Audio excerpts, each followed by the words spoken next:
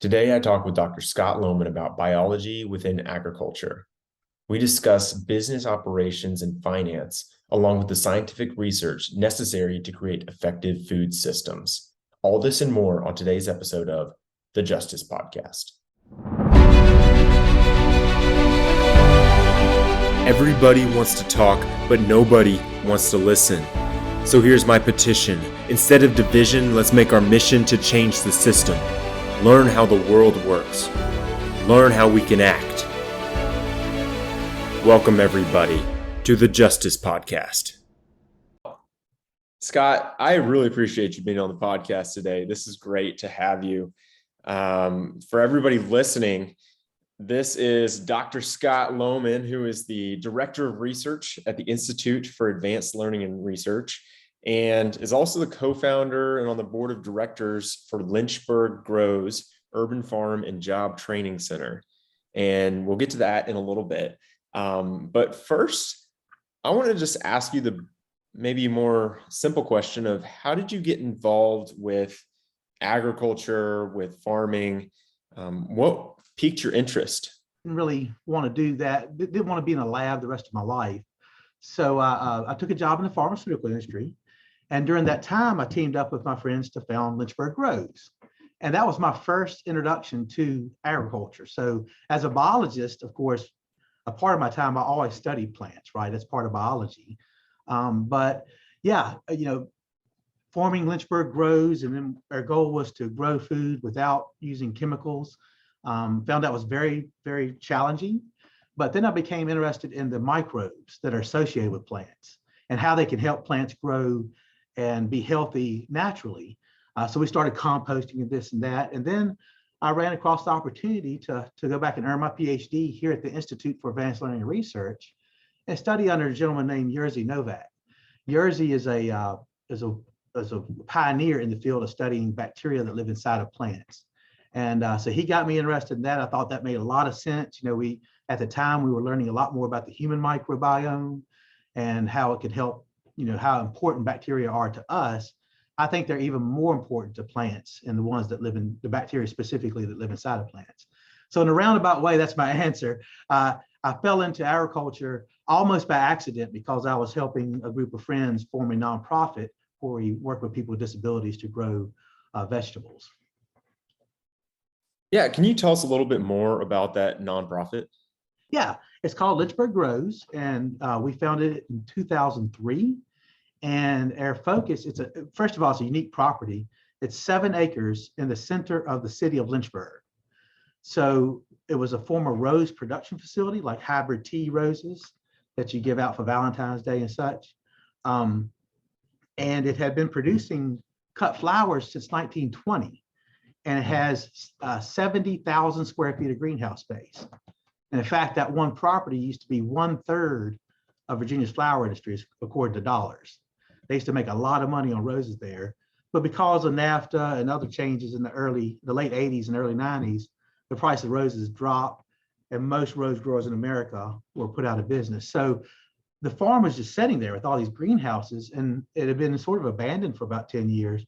We worked with the owners and secured a option on it, a 3-year option, so we could raise money. And it was really neat. It was a totally organic process. We just went out and sold people on the idea of, hey, let's have this sort of garden in the center of the city where folks can come and bring your family. We'd have animals and such, and we grow. We have a CSA that would help pay for the upkeep of the property, which was gigantic. But the property itself had a farmhouse. It had the old packing shed that we changed now into our facility where we sell food. And because it was cut flowers, they had 2 big, gigantic walk-in coolers. It was really set up perfectly for such. And so now it's almost 20 years old, and we have about 170 people in our CSA program that pay every week to get a share of the vegetables. And we have about 8 to 10 people that are employed there with disabilities. And it's just a wonderful place. Anybody that's ever in Lynchburg should certainly go see it sometime. That's really cool. I think that's incredible, the work that you're doing to help so many people. And it went beyond that, honestly. I learned then more about how farmers are interested in growing. Of course, in those greenhouses, it's super hot in the summertime. We could only grow peppers and tomatoes. And so we went out to farmers, and we ended up buying about $70,000 a year worth of vegetables from farmers, and they would grow. And so that was putting money in farmers' pocket.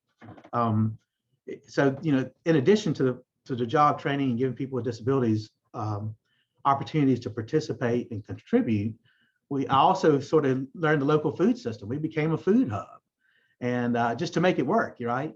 And so that, to me, that was the neatest thing. It wasn't only the plant side or the working with people with disabilities, it was sort of the community aspect as well as working with farmers. Yeah. Could you explain to somebody who, like myself, is an outsider of this food system, what's something that surprised you about how everything works? The food system, what surprised me on the ground is that how eager farmers are to grow. Farmers will grow if there's a market. So if we said, hey, we've got 150 CSA members, we need X boxes of tomatoes in the middle of July, they will put the tomatoes in the ground and grow them because they knew they had a market.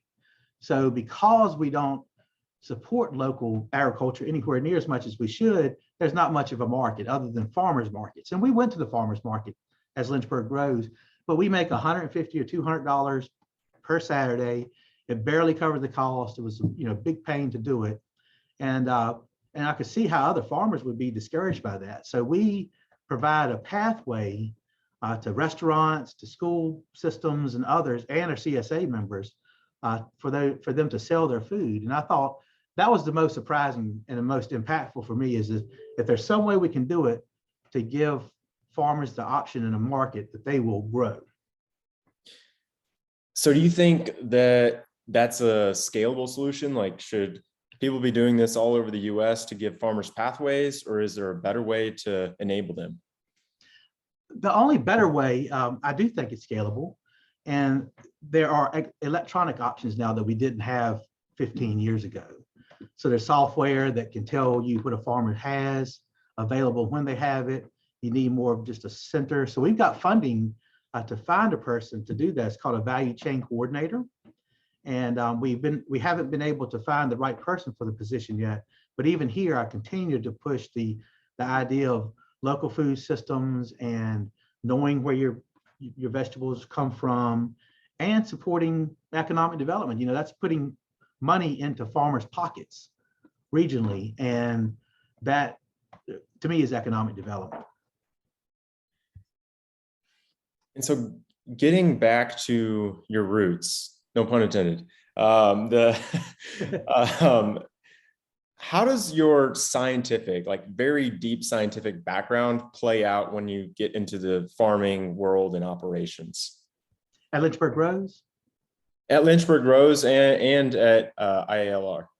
So I just think, one of the things that we highlight and do here at ILR is applied research or translational research. It's research that's really driven and informed through either industry or producers. So I like to keep that connection. So I'm not doing fundamental research like they'd be doing at a big university where I'm looking at something that may be in a cell wall protein or something like that, where I would spend most of my career looking at something like that.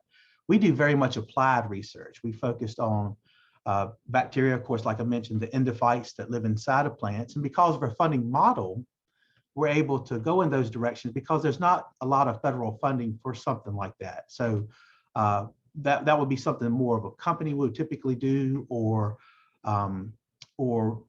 basically federal funding is a lot of it's for plant pathology and also for chemistry and chemicals. So we focused on the biological side and just meeting with farmers. Farming is so complex. Strawberries are different than vineyards, and vineyards are different than wheat and corn. So I don't try to be an expert at everything at all. I try to listen to what the problems are according to the people that are involved, and then address those issues. So that's sort of a unique thing here. And then Lynchburg Grows too was the same thing. It was how can we do the best in the situation that we have to grow the crops that we need to grow? What's the highest value? What should we not be doing? So it's just a basic questions that I like to answer and that help inform us in the research here, as well as what we were doing at Lynchburg Grows. And you mentioned funding. What's the process for securing that? So there's lots of different ways. Again, I have to separate the Lynchburg Grows plate from the Institute plate. Sure. In Lynchburg Grows, we got funding from anybody and everybody. You know, it could be $5 at a time from individuals. It could be federal funding, the USDA or state. So anything and everything. Here at the Institute, research is a little different. So we find ourselves to get grants. We find ourselves often partnering with universities because their research program, while we are very unique and we think we're 10 years ahead of most research programs, and even Virginia Tech professors tell us that often, because we also have I haven't talked much about it, but we have a computer vision robotics program, we have analytical chemistry and others, in addition to our biologicals. But yeah, you know, as far as how to get funding at the federal level for research, you really need to partner with a university, someone that's been doing the same thing for a long time, bring their expertise in, and then we play a support role in that. Of course, we get our names on the publication, we get a portion of the funds. We're here at the Institute, we're very connected to Virginia Tech. I'm adjunct faculty at Virginia Tech. We have a full-time Virginia Tech faculty member here now in our Controlled Environment Agriculture Research Center. And so having those connections really makes it more likely that we can get those federal funds that are really hard to get otherwise. I mean, only 5% of grants are often funded in many of these programs. Yeah, 5% makes it seem kind of insurmountable almost. Like, how do you beat the other 95%? So we have, of course, we get state funding. We're here to transform the region, and that's why we do more applied research. We work with industry. We also do contract research. So the Institute's very IP friendly, intellectual property friendly. So we don't expect to own part of the company if we do some research. We just have a simple, streamlined way of working with companies. This is how much materials it's going to take, this how many man hours, and then we do the work for them. And these are companies that are startups that have wonderful technology that may not have the facilities. It may be companies that are startup that need independent research to verify their results. At the same time, we work with some multi-billion-dollar companies because our facilities are so unique, and especially on the chemistry side, where we can look at different things that they may not be able to. So contract research, we also rent lab space. We facilitate businesses any way we can. And then we can also get grants ourselves. Don't get me wrong. We've been able to be very successful over the years at getting grants. We just think the pathway in the future is to partner with Virginia Tech to get the federal grants. But we get state grants. We get grants from our local tobacco commission that's here in Virginia and others. So pretty much any way and anyhow we can is how we approach getting grant funds. So if you had access to as much money as you wanted, what would you change or what would you develop next?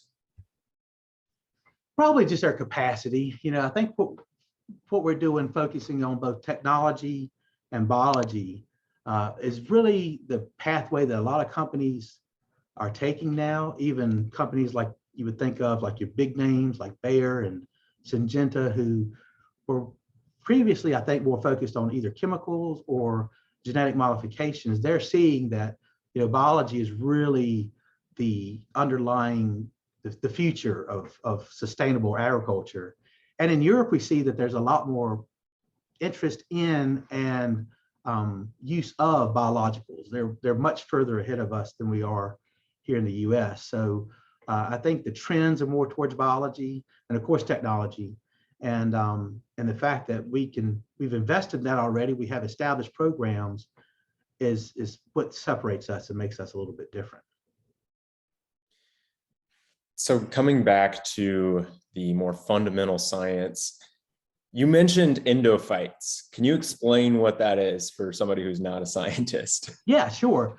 And to me, it's just the most simple thing. So these are endophytes are bacteria that live inside of plants throughout their whole lifetime. And what we found over the last 20 years, because really before the late 90s and early 2000s, there wasn't many publications on bacterial endophytes. In fact, what's an interesting little tidbit is Jerzy Novak, who was the pioneer that I studied underneath, he had a hard time getting papers published back in the 80s and 90s studying endophytes, because most plant scientists at the time thought that there's any bacteria inside the plant, it was taking something from the plant. It could not, it was a net loss for the plant. And but Jerzy continued to do the research, and now there's lots of people interested in bacterial endophytes. And what they are is, again, they live inside the plant, but they can help do the plant with lots of things. Plants are sessile; they can't move. When they are presented a challenge, they have to address that challenge. They do it genetically; they're extremely complex genetically, but they also do it with their plant, with their microbiome. And the endophytes, they can produce hormones to make plants' roots bigger. They also metabolize stress hormones like ethylene that slow plants' growth down. They can produce antibiotic compounds to fight off diseases. So we have a whole plant pathology program that's focused on biocontrol agents. They can fix nitrogen. They can help the plants gather phosphate. Most phosphate in the soil is insoluble. It's not soluble in water. So the bacteria can make that phosphate available to the plant. It's just so many different things that the bacteria do to help the plant. So basically, they're there to help the plants any way possible. And when we take these bacteria out, we characterize them based on what they do. We have a collection of about 2,000, and then we introduce them to plants. So plants can be very specific. It can be different cultivars of the same type of plant that may respond differently. So there's a lot of work to do, and it's the hard and challenging part about biologicals is so complex. So when we introduce the bacteria to the plant, at what stage, how we introduce it, really simple little things that you wouldn't think would be that complex can add to the variation, and that's the challenge with biology. So sometimes the results aren't consistent. We get just terrific results one time and do it the same way and don't get as good a result. So those are the things that we have to figure out. But we are seeing sometimes in vitro. So in vitro, of course, is in the lab under controlled conditions. When we have the bacteria, we can introduce it to a plant. Then, of course, we have control plants where we introduce just the media that the bacteria in. We can see sometimes 8 times the amount of growth, so 800% growth increase after 1 month. So it's just, in agriculture, you just never see something like that. And in addition, on the biocontrol side, we've been able to really show significant decreases in disease symptoms in strawberry and cucumbers and others. So what's interesting to me, Bobby, is that there's industry has not put a lot of research or effort into studying beneficial endophytes. Number one, they're difficult to patent. They're naturally occurring organisms. So industry wants a chemical that they can patent for 30 years and make a lot of money on, which I completely understand. But there's just big gap in our understanding of the biological side of it. And a lot of people are using more and more biocontrol agents like Serenade and others. But there's still very little good scientific work being done on biostimulants. So just the increasing plant growth part. And that's where we're focusing now. And we work with a number of different companies from small to large in the same area. We've licensed some of our strains before. We continue to explore opportunities to license those. So we can do the research here, but we can't make a product. So we have to sell it to someone to make a product. And that helps also fund the program. Okay, so I want to go back to a point you just said. 8 times the amount of yield is possible from this bacteria? Yield if you were talking about a grass. So our little indicator organism is fescue, your yard grass. We use a special fescue that doesn't have the bad endophyte in it. It's got fescue is known to have a fungal endophyte. We use endophyte free, but it's a fungal endophyte, not bacterial. I don't want to get anybody confused, but anyway, we use fescue, and it's a very consistent growing plant. It's a good indicator of growth promotion. So yes, so after 1 month in little, we call them magenta boxes, but they're little clear Tupperware boxes essentially, with no other bacteria present except for the one that we introduced, the plant is 8 times larger. That can be. It's a whole range. Sometimes there's none. Sometimes it can be smaller. I also want to be clear about that. But we often see 20%, 30%, 100%, but sometimes it's 400, 500, 800% larger. And then what we do is we take those to the greenhouse, and then we do greenhouse trials. And a lot of times, of course, they're nowhere near that stark. So in fact, we just did a study in controlled environment ag where we inoculated lettuces, and we saw a 20%, 26% increase in yield across the study. So hey, that's awesome. 26% increase in yield is something also not heard about in agriculture too often. Yeah, I think 26% yield in any investment context is pretty good. That's wow. But you said that there's complications because of the complexity. And is this actually something that can be applied to farms across America, or are they going to have to stick with chemical fertilizers and pesticides? Well, it's a slow process. So agriculture is a big behemoth as far as how it moves, right? The challenge is in using sustainable methods like biologicals is that the plants that are grown were bred for high fertilizer inputs.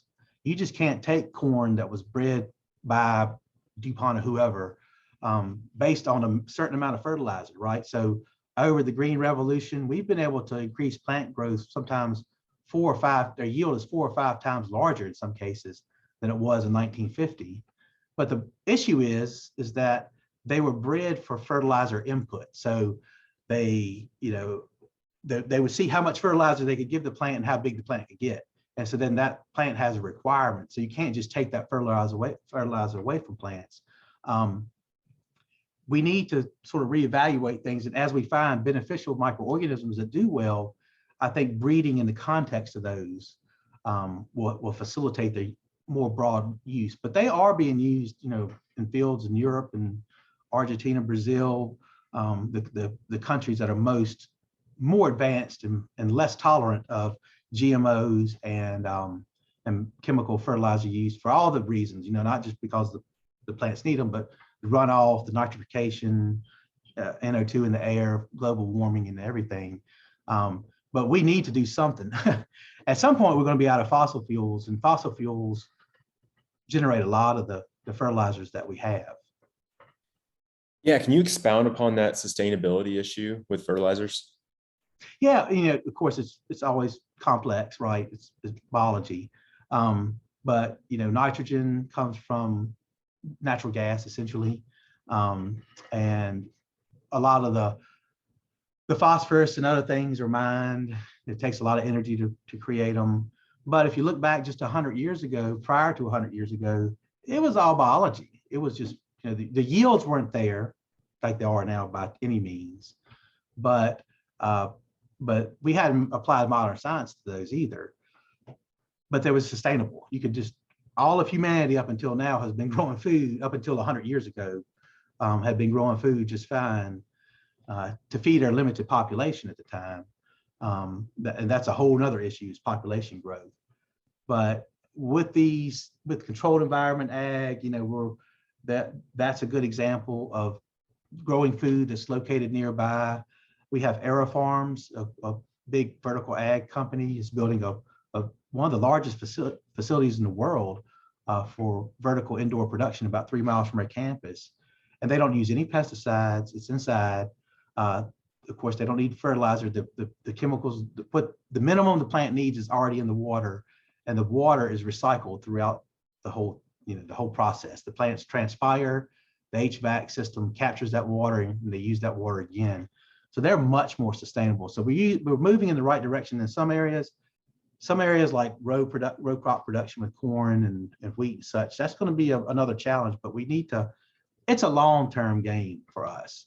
But to feed a global population, we're going to probably have to use everything in our toolbox that we have until we can figure out something different. So understanding that it's a long-term strategic kind of challenge that we have to face with agriculture, where do you think the first step should be taken in regards to creating a more sustainable system? Interestingly, it's already happening. And the really cool thing to me is because of podcasts like this, because of more awareness from younger people, the local food movement, consumers are demanding sustainable food. They don't want streams to be polluted. Consumers don't want chemicals on their food. They don't want to eat pesticides. So consumer demand is driving a lot. And then following behind that is research funding. So at the federal level, they hear it and they're starting to fund more. And it's just sort of the dominoes are starting to fall that's moving us towards, hey, let's look at different ways to do things. Our yields may decrease a little bit, but can we grow more? Can we be more efficient? Can we not waste so much food? I guess all those things together, it's already starting. And that's why we get so much interest. We get contacted here, weekly with companies interested in working with us in their biologicals. Any parting thoughts just on the industry or where you think things are moving? Definitely more technology. I do think there's going to be more vertical indoor facilities located in cities and localities around the country. It's just a wave of these things coming. And it's all that most of that's made possible by the advent of LED lights and low cost, high value lighting solutions to be indoors. So, it's moving in the right direction in that area. There's lots of interest in the biologicals. So people get it, I think. If you ask anybody, do they want pesticides on their food, they'll obviously say, no way. So consumer demand's driving a lot. And I have a very positive feeling about the future as far as agriculture is concerned. And even, the smaller things that we don't think of, the buffers between streams and the field, the riparian buffers, just to keep these things, the chemicals out of the water.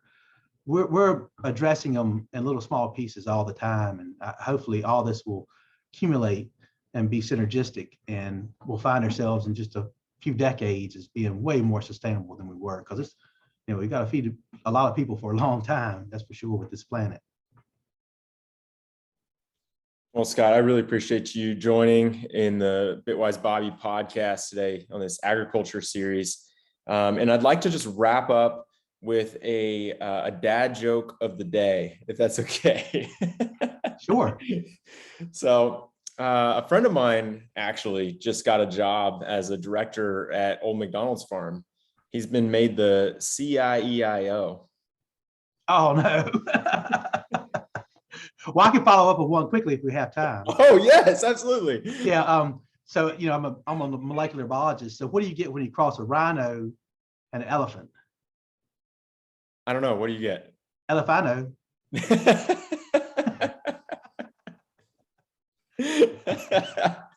All right, Scott, thank you for joining us. I'm so glad you came back with a joke. That's awesome. I have a 14-year-old son, so I've got some bad jokes. Awesome. Yeah. But thanks so much, Bobby. This isn't financial, legal, or medical advice, but we do discuss how we might invest our resources for a healthier society. If you'd like to learn more about today's topic and other public policy issues, check out the website, thejusticepodcast.com.